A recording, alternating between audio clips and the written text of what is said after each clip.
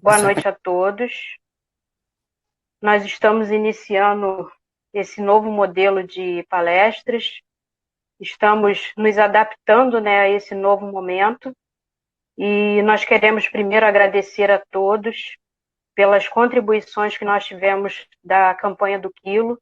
A nossa casa, ela ampara 26 famílias e nós conseguimos, graças à ajuda de todos, completar as 26 cestas desse mês. E muito obrigada a todos que puderam nos ajudar e dizer que a campanha do quilo ela é permanente. Aqueles que puderem continuar contribuindo, os locais de arrecadação continuam os mesmos e qualquer dúvida que tenham é só entrar em contato com a gente e a gente dá um jeito de buscar o quilo, tá bom? Nós vamos então iniciar. O livro é Agenda Cristã. Eu vou ler aqui uma página e em seguida a Patrícia vai fazer a nossa prece. O título da página é Enquanto. Busque agir para o bem. Enquanto você dispõe de tempo, é perigoso guardar uma cabeça cheia de sonhos com as mãos desocupadas. Acenda sua lâmpada enquanto há claridade em torno de seus passos. Viajor algum fugirá às surpresas da noite. Ajude o próximo enquanto as possibilidades permanecem ao seu lado. Chegará o momento em que você não prescindirá do auxílio dele. Utilize o corpo físico para recolher as bênçãos da vida mais alta. Enquanto suas peças se ajustam harmoniosamente, o vaso que reteve essências sublimes ainda espalha perfume depois de abandonado.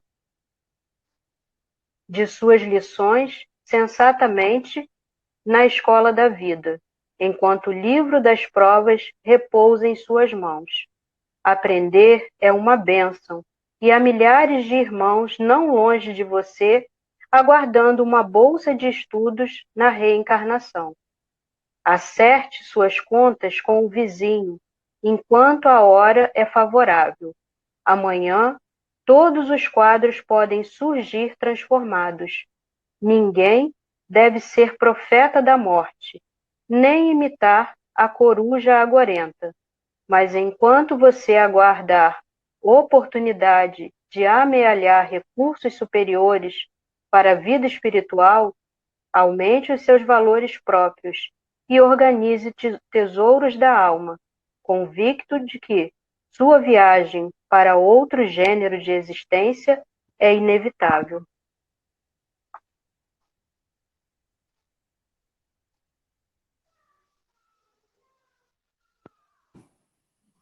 Então, agora vamos passar para a prece inicial, para a gente passar a palavra ao Walter.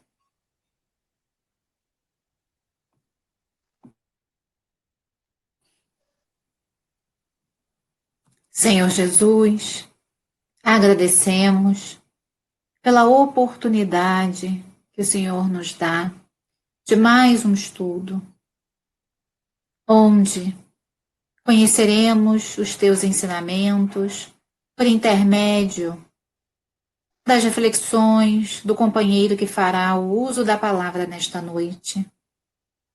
Que nós, cada um em sua casa, possamos estar sintonizados com o belo, com o bem, com a fraternidade, para recebermos estes ensinos, preenchermos nossos corações e pensamentos, nos fortalecermos e para que possamos retribuir às esferas de nosso nível evolutivo e às adjacentes tudo o que de bom recebemos.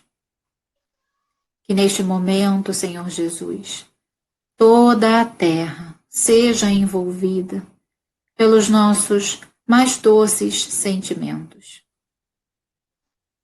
Seja conosco, Senhor, e que possamos também ser contigo, agora e sempre. Graças a Deus.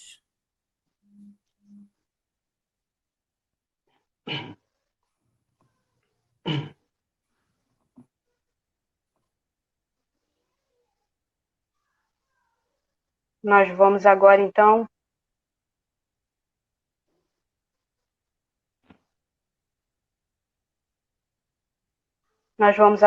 convidar o nosso companheiro Walter Silva, que é lá da Casa Fraternidade Espírita João de Deus, lá em Guapimirim. E nós vamos, vocês podem continuar comentar ou perguntar se quiserem, mas não vai aparecer na tela, só para a gente não atrapalhar um pouco, para a gente não ficar fixado no que está falando. E depois, no final, o Walter responde as perguntas que tiverem, tá bom? Ela só vai tirar da tela. Walter. Boa noite. É com muita alegria que nós, uma vez mais, estamos assumindo essa missão de dialogar com os nossos irmãos. E, desde já, nós agradecemos ao Centro Espírita Luz e Caridade, da cidade aqui, vizinha a nós, de Guapimirim, Magé, a casa que nós já também aprendemos a amar, pela convivência já de alguns anos, e lá nós rotineiramente recebemos convites para visitar a casa. Então, nós agradecemos pela oportunidade. Damos também um particular boa noite ao meu companheiro Robson, que foi companheiro de muitos anos na empresa e está lá ainda. E um forte abraço, meu irmão.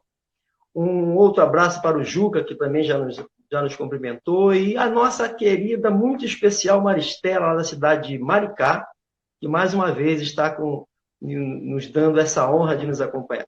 Um beijo grande nos corações que nos acompanham também.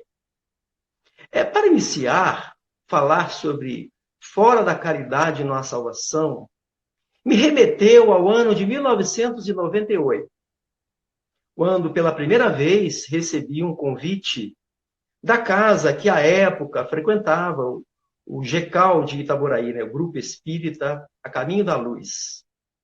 Havia me mudado, chegado à cidade recentemente, lá do Rio de Janeiro, me estabeleci em Itaboraí, e quando comecei a frequentar, com pouco tempo que estava lá, recebi esse convite pela primeira vez para fazer uma palestra.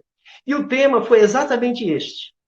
Daí a nossa lembrança, né, de lá, já são mais de 20 anos que nós estamos nesse caminho espírita, nesse labor espírita.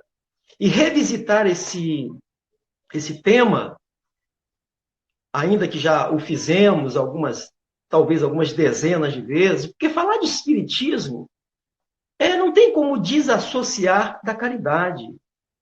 Não tem como você falar que a gente se tornou espírita sem a prática da caridade. Porque o espírita que não pratica caridade, eu arrisco dizer que é um espírita capenga. Está ainda construindo essa ideia maior, essa responsabilidade maior que é ser espírita. Então, os temas estão sempre associados.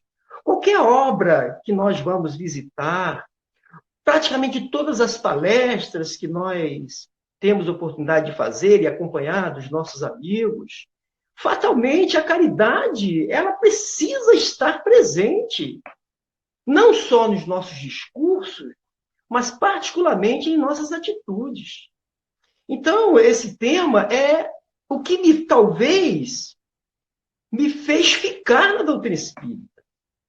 Porque até eu conhecer o espiritismo, e tive a minha experiência, primeiro contato com a doutrina, já aos 36 anos de idade, e pelo menos nessa existência, nessa encarnação, eu não tinha praticado outra religião, porque contestava praticamente tudo que havia ouvido, porque nunca tinha visitado. E uma das questões que realmente eu sempre fiquei muito incomodado é a questão dessa salvação. Então, nós vamos encontrar no Evangelho segundo o Espiritismo, primeiro, no capítulo 13, porque este tema, fora da caridade não há salvação, está no capítulo 15 do Evangelho segundo o Espiritismo. Mas, 2 capítulos antes, o codificador Allan Kardec nos trouxe o capítulo Não saiba a vossa mão esquerda o que faz a direita. Neste capítulo, está nos ensinando como praticar a caridade. É o bem pelo bem. Então, esse capítulo que antecede vai nos mostrar a importância da caridade e a forma melhor de praticá-la, segundo aquilo que Jesus nos ensinou. Já que nós estamos falando em nome da doutrina espírita. E a doutrina espírita, ela está orientada pelos princípios da doutrina cristã de Jesus, que é, na verdade, o Evangelho de Jesus. Então, está tudo ligado, tudo misturado neste momento. Então, o capítulo 15, após ter nos ensinado a importância da caridade e como devemos praticá-la, vai estabelecer que esta prática da caridade sob a orientação cristã de Jesus é que vai nos conduzir a um processo de salvação. Então, Allan Kardec, neste capítulo 15, ele começa exatamente trazendo considerações de que, como na história cristã, esse tema foi tratado. E a gente observa que, durante 13 séculos, houve um pensamento absoluto que prevaleceu, muitas das vezes, através da força, da perseguição, da fogueira, da guilhotina, das masmorras, que foi um período terrível que a humanidade viveu durante 13 séculos de absolutismo, de uma ideia que prevaleceu.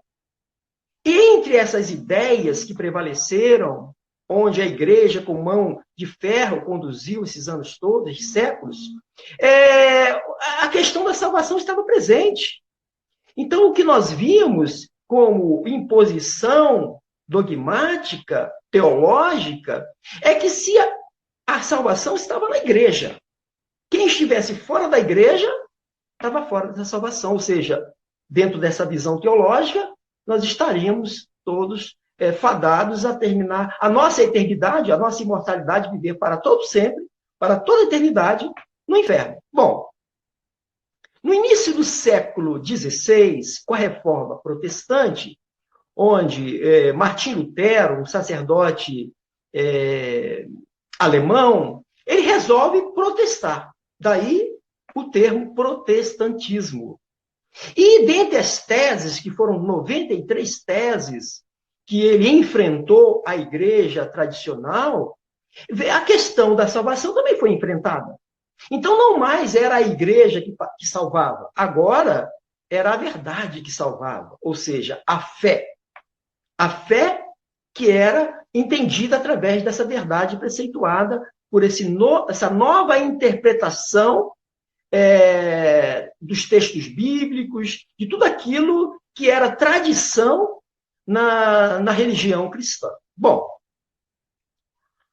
e conversando com vários momentos, nós já conversamos, porque temos muitos amigos maravilhosos no segmento protestante, particularmente no movimento protestante, algumas vezes em diálogos amigos, seja em nossa casa, seja na casa desses companheiros que visitamos, porque não há nenhuma barreira que nos impeça de trocar essas ideias, e que essas ideias são colocadas num clima de fraternidade, num diálogo fraterno e amigo, apenas para esboçar entendimentos sobre essas temáticas que todas as doutrinas cristãs tratam, independente do segmento da religião que a gente vai encontrar. Bom, e dentre esses diálogos, por mais de uma vez, eu ouvi em nossos interlocutores protestantes de que essa questão que a caridade é que salva é uma invenção espírita, que isso, na verdade, nunca existiu, que não existe, né? Que quem salva realmente é a fé. Bom, nós concordamos até certo ponto. E, pelo menos em 2 casos em que nós conversávamos com os companheiros protestantes, eles nos trouxeram um texto de Paulo, quando vai escrever a Efésios, no seu capítulo 2, verso 8, quando ele vai dizer para aquela comunidade de Efésios, dizendo o seguinte, entre outras coisas: pela graça sois salvos, por meio da fé. E isto não vem de vós, é dom de Deus. E continua Paulo, não vem pelas obras, a fim de não vos orgulheis. Olha só o cuidado de Paulo. Ele está dizendo que a salvação é um dom de Deus, né? Que não vem pelas obras nossas, né? Para que a gente não fique orgulhoso. Ou seja, que as nossas obras fomos nós que construímos a nossa salvação. Bom, esses são, entre outras colocações, mas esse é um texto que vira e mexe em diálogo com os companheiros, eles vão buscar como fundamentação para a salvação através da fé. Interessante que quando dialogamos com esses companheiros, isso enriquece, né? Traz experiência para nós. A gente foi estudar Paulo para observar que em outros momentos, vários outros momentos, parece que o mesmo Paulo se contradiz. A gente conhece o texto espetacular, é uma das passagens mais lindas de Paulo, a primeira carta a Coríntios, capítulo 13, quando ele vai falar do amor. Olha só. E dentre as colocações que ele lá faz, né, ele vai dizer que entre a fé, a esperança e o amor, a depender da tradução, o amor, algumas traduções bíblicas nós encontramos caridade, especialmente as traduções mais recentes, mas para nós, os espíritas, amor e caridade são sinônimos, expressam o mesmo sentimento. E ele vai dizer, nesta epístola a Coríntios, que entre a fé, a esperança e a caridade, ou o amor, o mais importante é o amor, ou seja, a caridade. É o mesmo Paulo, é o mesmo autor a Efésios, que agora a Coríntios faz esse tipo de colocação. Bom, primeira questão que a doutrina veio nos esclarecer é do que nós estamos falando. Porque quando nós vamos tratar desse tema sob a ótica de uma religião, ainda que seja cristã, mas de outro segmento que não espírita, pode ser a protestante, pode ser a católica, a visão de salvação é que nós vamos para o céu, para o paraíso, para um local bom, tá? Então, a salvação significa nós. Porque dentro dessa visão teológica, todos nós, toda a humanidade é fruto do pecado, atribuído ao primeiro casal que está lá na Gênesis de Moisés, Adão e Eva. Porque eles pecaram, nós viemos à humanidade posterior, nós herdamos esse pecado e trazemos esse pecado. Então, dentro dessa visão teológica, nós já nascemos, somos fruto do pecado. E para esta salvação, nós temos que exercer a nossa fé e aceitar como Jesus sendo o nosso Salvador. Teria Jesus dado o seu próprio sangue, a sua própria vida, e teria ele retirado o pecado do mundo. Mas veja, fazendo um enfrentamento sobre esse tema, o pecado está aí, o mal está presente no mundo. Então, a doutrina espírita, ela não veio contradizer essas crenças. Ela veio trazer uma nova interpretação, dar uma nova roupagem de interpretação para que nós possamos, agora, dotado de uma racionalidade, de novos conhecimentos, com os avanços científicos, trazer uma proposta de entendimento mais apropriada a todos nós. Então, nós espíritas, qual é a visão que nós espíritas temos de salvação? O que nós estamos buscando quando estudamos esse capítulo 15 do Evangelho? O que seria a salvação para nós espíritas? Já que, dentre as questões básicas que a doutrina se assenta, é na mesma imortalidade preceituada e ensinada por todas as demais religiões. Mas a imortalidade apresentada e testada e comprovada na doutrina espírita, deixou de ser uma tese, deixou de ser apenas uma ideia e passou a ser comprovada pelas vozes dos próprios imortais. Não é mais uma tese teológica, passou a ser um fato de constatação, provado pelos espíritos, pelas almas dos homens que passaram pela Terra, e dizendo de como se encontram. A segunda parte do Livro dos Espíritos, da vida espírita, ela vem exatamente desnudar esta imortalidade para nós. Os espíritos vieram dizer da sua própria situação.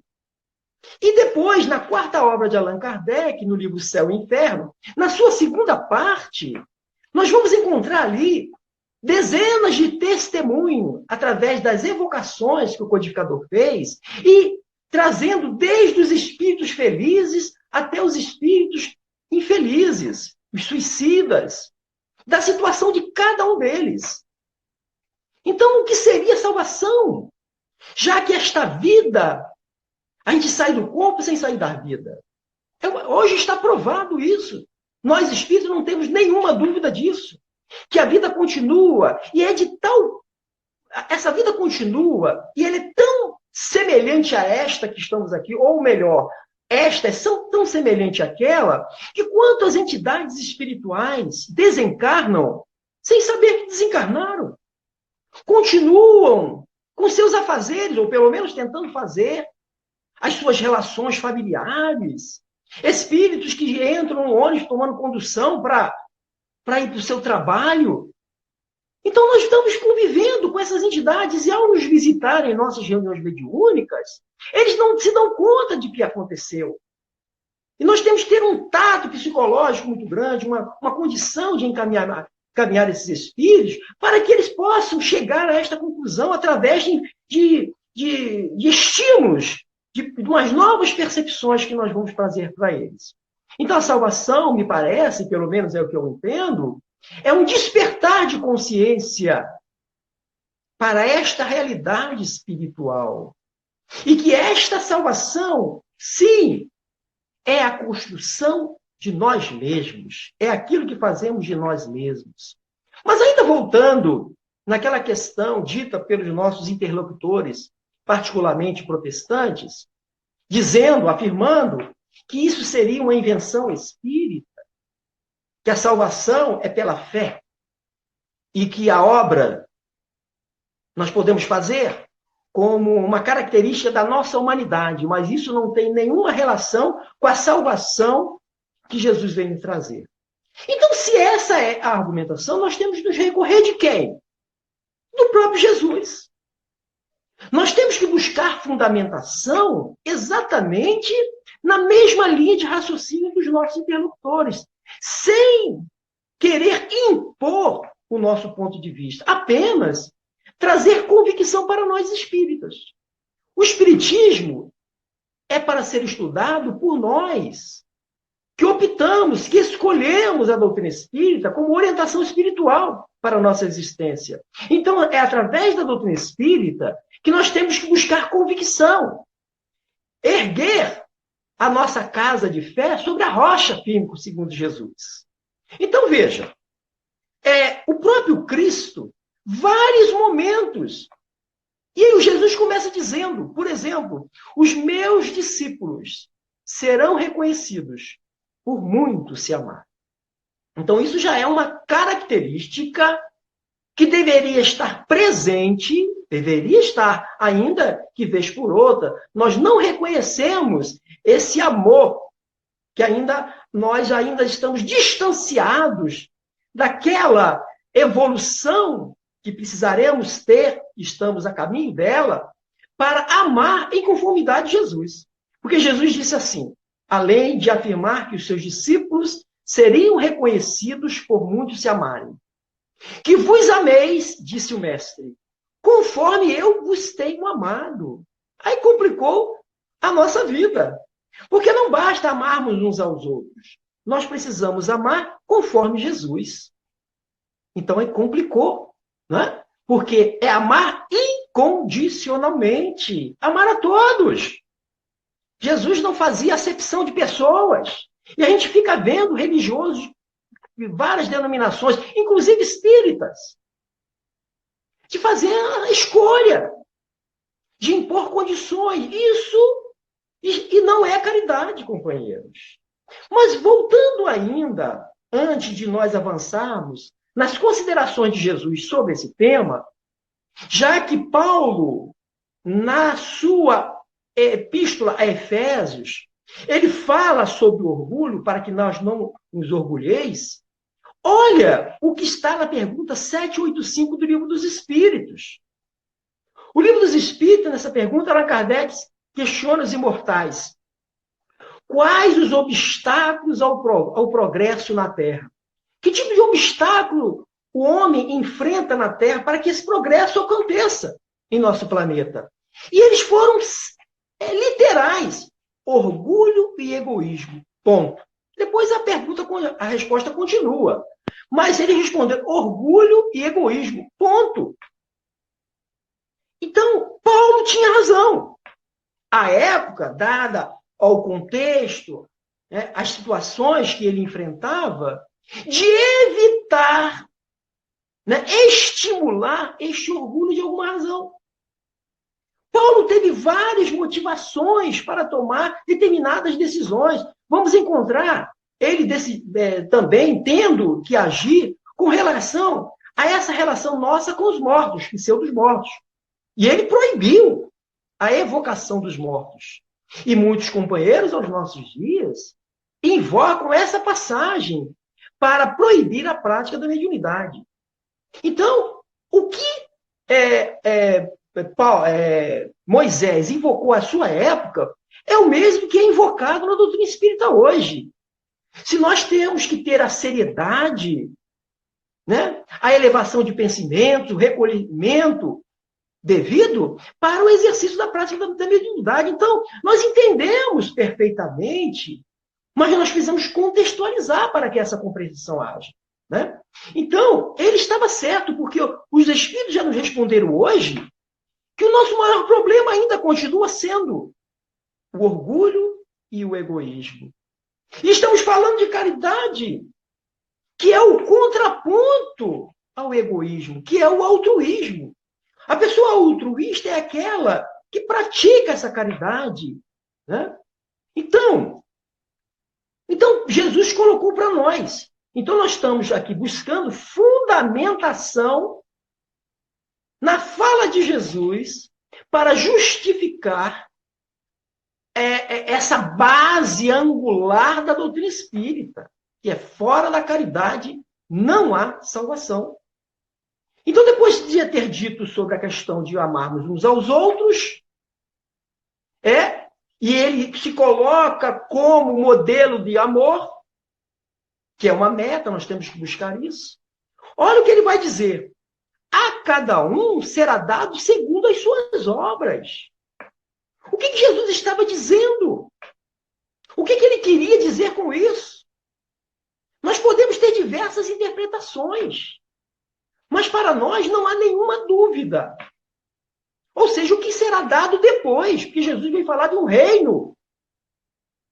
Porque há uma grande diferença entre a primeira revelação Moisés e a segunda revelação Jesus. Porque a doutrina espírita é o complemento, né?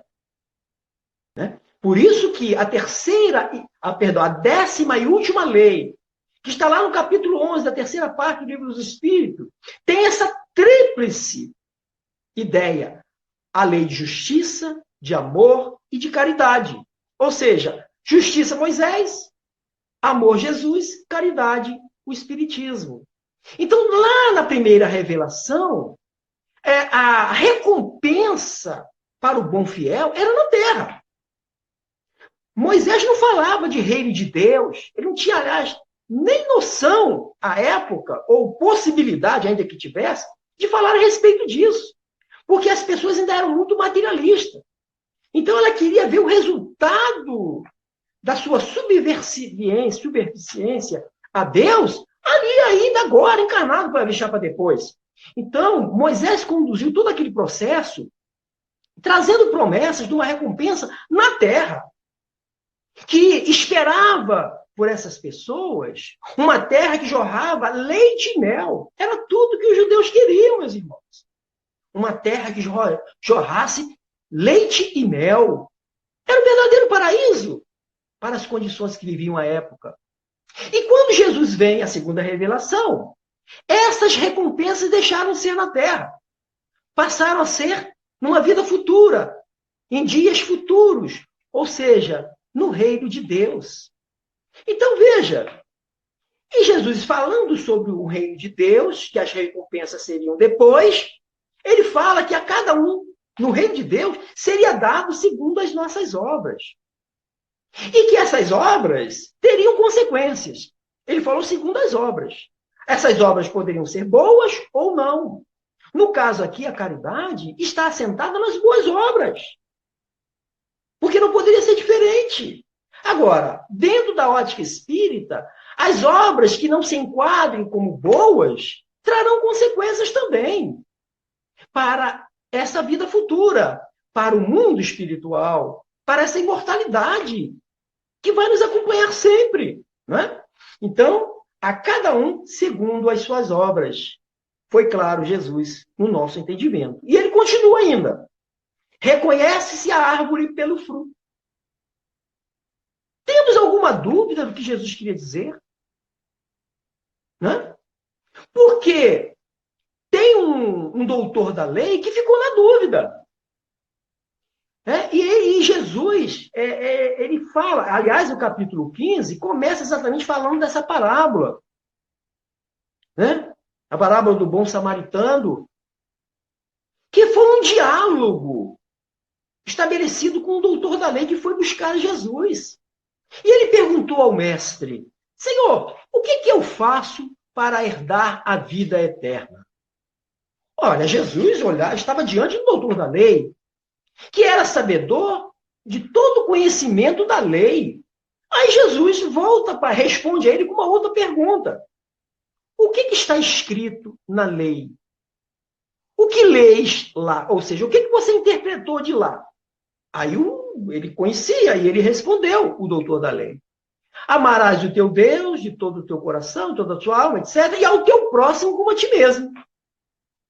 A qual Jesus conclui, faça isso e terás a vida eterna. O doutor da lei, não satisfeito, quis saber ainda quem era o seu próximo. Aí Jesus resolve contar essa história para ele. A parábola do bom samaritano, que é uma das parábolas mais conhecidas, estudadas e objeto de base de palestras em todos os cantos que nós vamos. Porque há personagens nessa palestra, a qual, entre um ou outro, a gente acaba se identificando com algum deles. Né? É quando Jesus diz que um samaritano, e ele fala um bom samaritano, que samaritano era escória para os judeus. Era considerado escória, porque tinha lá um entreveiro daquela comunidade, enfim, que o tempo aqui não nos permitirá. Então, Jesus conta esse caso, e nós todos conhecemos, né, que o samaritano foi assaltado, estava lá à beira da morte, levaram tudo dele na beira do caminho, e passou um sacerdote da casa de Davi. Jesus colocou o cara lá na parábola. E que ele, por algum motivo, ele seguiu o caminho. Depois veio um levita, que também tinha lá as suas atribuições no templo. Também não assistiu. E aí vem lá o bom samaritano. Aqueles realmente que é considerado escória, pessoa não grata na comunidade judaica. E foi ele exatamente que parou, que socorreu, que deitou mel no seu o óleo lá, nas suas enfermidades, enfim, socorreu a criatura. Levou até uma estalagem, pagou para ser assistido e continuou a viagem disso. Olha, na volta, faça tudo por esse homem, porque na volta, o que se faltar alguma coisa, eu vou pagar. Depois de contar essa história, Jesus pergunta para o doutor da lei, quem lhe parece que seja o próximo daquele que estava caído no caminho? Eu imagino a cena, né? O doutor da lei engoliu seco e tendo que reconhecer. E ele respondeu. Foi aquele que usou de misericórdia. Aí Jesus, faça o mesmo e terás a vida eterna. Então Jesus colocou essa situação para nós, que nós não podemos escolher quem vamos ajudar, que é o capítulo que eu citei, que é o 13, o anterior, que estabelece as condições, né, de não ficar escolhendo quem vai fazer o quê, com quem. A situação apareceu, você pode, ajude, meu irmão. Né? E Jesus também vai falar do óbolo da viúva, que às vezes, quando falamos de caridade, a gente só pensa no monetário, no bem material, que é importante. Não vamos ser hipócritas. Nós temos que nos vestir, nós temos que nos alimentar, nós temos que morar, nós temos que... Estamos no mundo. Então nós precisamos das coisas deste mundo enquanto encarnado. Mas Jesus fala que a viúva deu do que estava lhe faltando. Às vezes, para a gente dispor de algo que está sobrando em nossa casa, é uma dificuldade enorme. Imagine dar do que vai nos faltar. Não é? Então, aí Jesus ainda diz assim, ó, amai o vosso próximo, é o que estava na lei. Já estava na lei. E aí Jesus faz o seguinte, fazei ao outro o que gostaria que o outro vos fizesse. Temos dúvida do que Jesus queria, meus irmãos? Claro que não. Está muito claro para nós. Não é?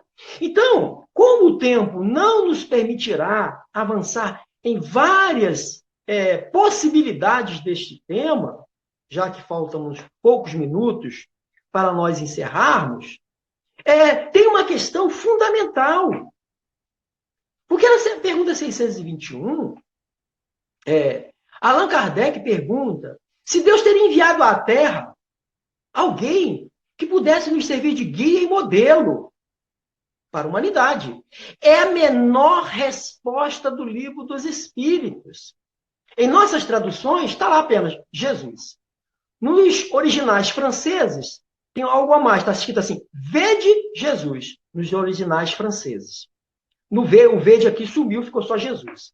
Mas olha a amplitude dessa resposta, ainda que seja a menor do Livro dos Espíritos. E é o mesmo Jesus que vai nos trazer esse entendimento maior da prática da caridade.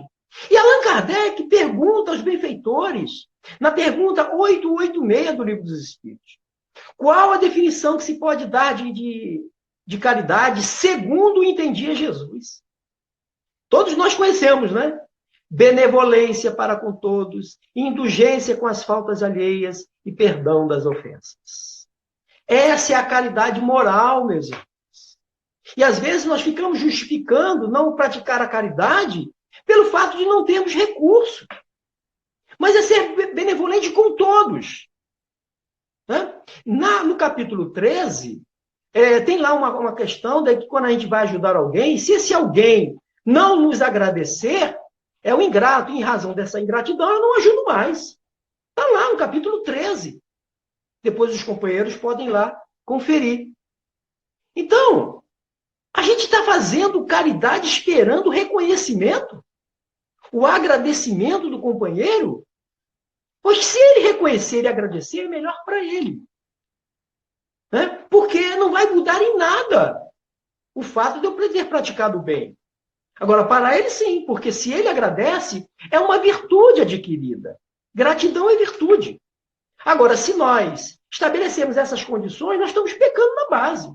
É o nosso egoísmo, mais uma vez, estando à frente das nossas mãos. Então, companheiros,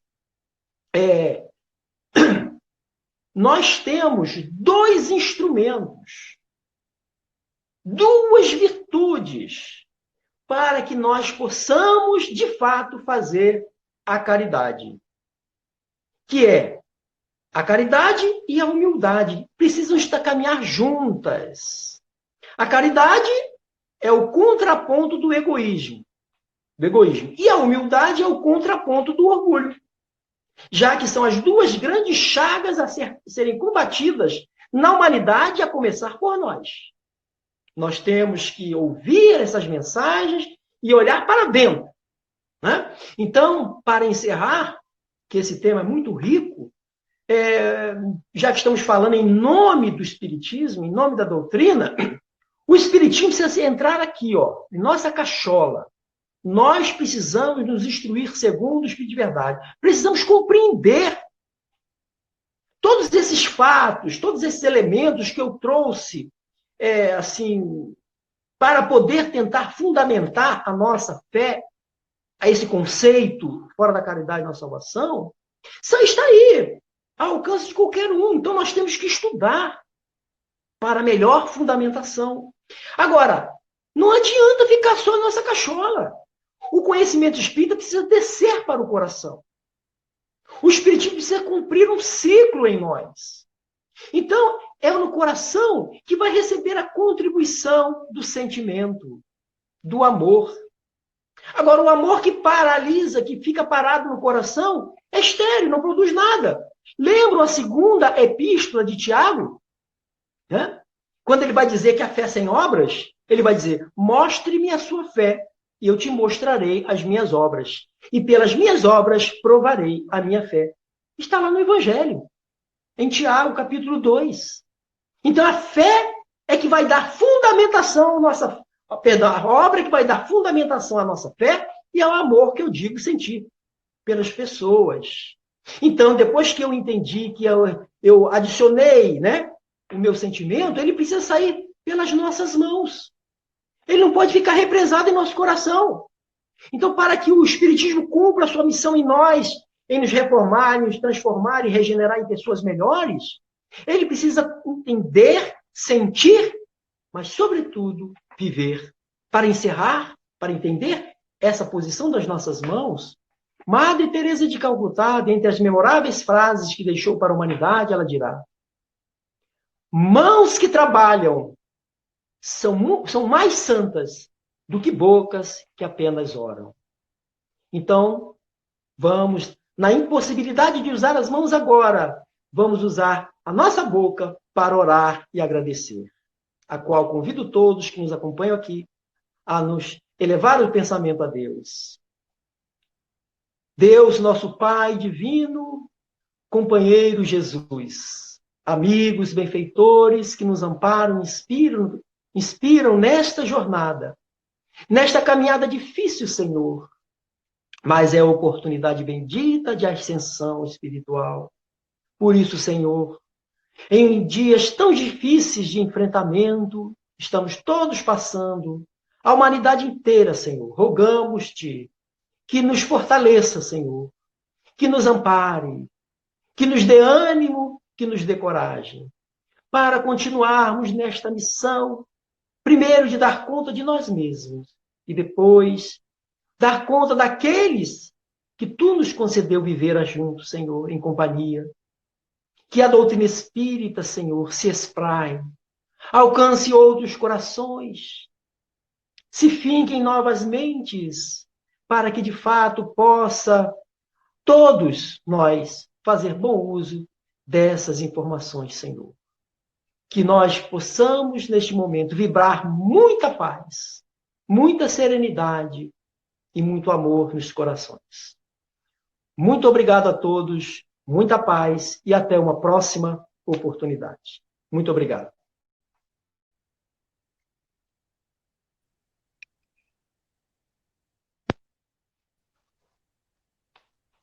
Nós queremos agradecer ao Walter por estar conosco nessa noite, pelas reflexões, e agradecer a todos vocês que estiveram conosco nessa noite.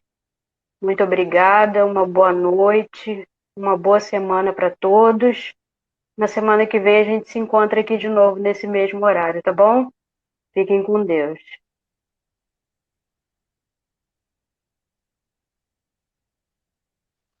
Um grande abraço a todos. Muito obrigado.